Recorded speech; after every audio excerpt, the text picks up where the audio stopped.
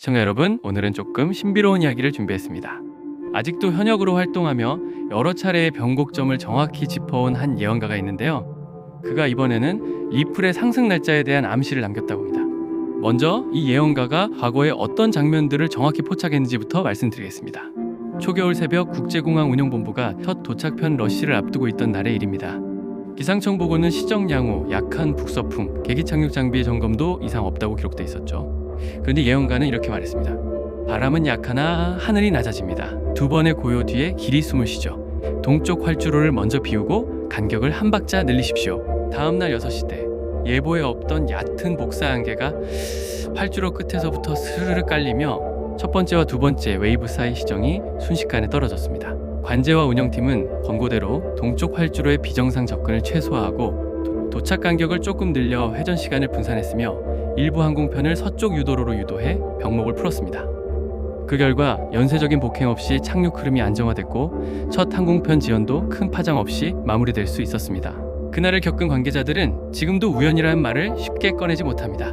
정밀 접근 장비와 지상 유도 체계가 갖춰져 있었지만 두 차례의 짧은 고요 뒤에 찾아온 얕은 안개와 활주로 끝의 시정 포켓 앞에서는 완벽하지 않았던 것이죠. 예언가의 주문대로 한 박자 간격을 늘리고 활주로 사용 순서를 바꾼 덕분에 부하가 한 점에 몰리는 순간을 무사히 흘려보냈다고 당시 관제는 회상합니다.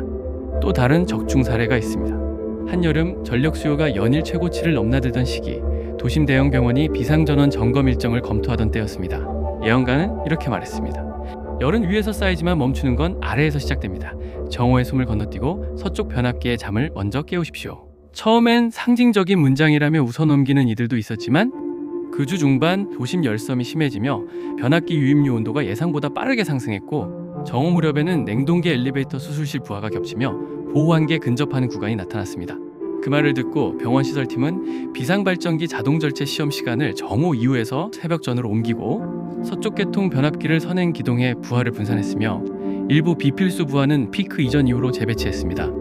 덕분에 민감구역의 전원 품질은 흔들림 없이 유지되었고 수술 일정과 중환자실 장비도 영향 없이 넘어갈 수 있었습니다.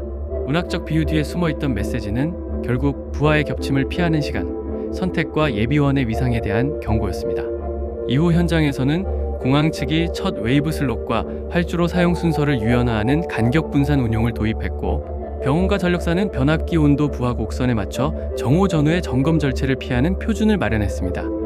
하늘이 낮아진다는 표현은 실제로는 복사 안개와 시정 포켓을, 서쪽 변압기의 잠은 피크 분산을 위한 선행 기동 예비원 투입을 가리킨 것이었다는 분석이 뒤따랐습니다.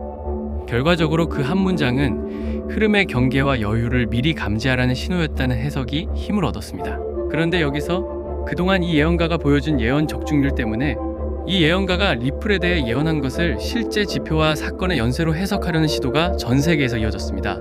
여러 경제학자와 퀀트 연구자들이 연결과 파동이라는 단어를 키워드로 삼아 데이터 백테스트를 진행했고 그 과정에서 거시미시 지표를 함께 엮은 복합 모델을 만들었습니다. 국경 간 결제 처리 시간, 중개은행 의존도, 환전 스프레드 같은 마찰 지표에 더해 온체인 유입 유출, 대규모 주소의 이동 패턴, 오더북 심도와 스프레드 압축, 파생 시장의 베이시스와 펀딩 레이트까지 한 화면에서 겹쳐보며 시점을 탐색한 겁니다. 여기에 정책 문서와 규제 발언을 문장 단위로 분해해 언어의 온도를 수치화하는 작업도 병행했는데 강경 어휘가 완화되는 구간과 변동성 축소가 겹친 뒤 유동성 공급 곡선이 급격히 기울어지는 순간에 첫 파동이 터지는 경향이 반복적으로 검출되었다고 합니다.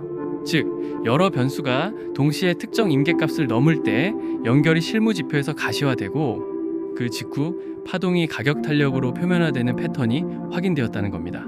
약간 복잡하게 설명을 했지만 쉽게 말하자면 이 예언가가 예언한 리플의 폭등 시점을 소수의 경제학자들과 퀀트 연구자들이 아주 높은 신뢰도로 얻어냈다는 겁니다. 놀라운 점은 이 리플의 폭등 날짜와 시간대가 한동안 실명으로 공개되었다가 곧바로 비공개로 전환되었다는 사실인데요. 처음 공개되었을 때는 리플의 폭등 시작 날짜와 가격대 그리고 예상 목표가까지 적혀 있었지만 군중 심리를 자극할 수 있다는 우려로 인해 자료는 빠르게 내려갔습니다. 그런데 정말 다행히도 저는 그 당시에 이 예언가의 예언에 대해 흥미롭게 찾아보다가 운 좋게도 그 정보가 닫히기 직전에 리플 폭등 시점을 확인할 수 있었습니다. 그래서 오늘 그 시점을 우리 구독자분들과 나누려 합니다. 다만 영상이라는 공개된 공간에서 그대로 언급하는 것은 오해와 과열을 부를 수 있고 악용의 소지도 있어 신중해야겠지요. 그래서 저는 이걸 영상에 공개하기보다는 정말 필요하신 분들만 알아가실 수 있도록 하려고 하는데요. 제가 지금 화면에 제 개인 연락처를 띄워드릴 건데, 화면에 보이는 제 연락처 010-3251-7782 이 번호로 구독자인데 리플 폭등 날짜 보내달라고 문자 주시면 제가 문자를 받자마자 제가 알게 된 리플의 폭등 시작 날짜와 가격대 그리고 예상 목표가까지 전부 보내드리도록 하겠습니다.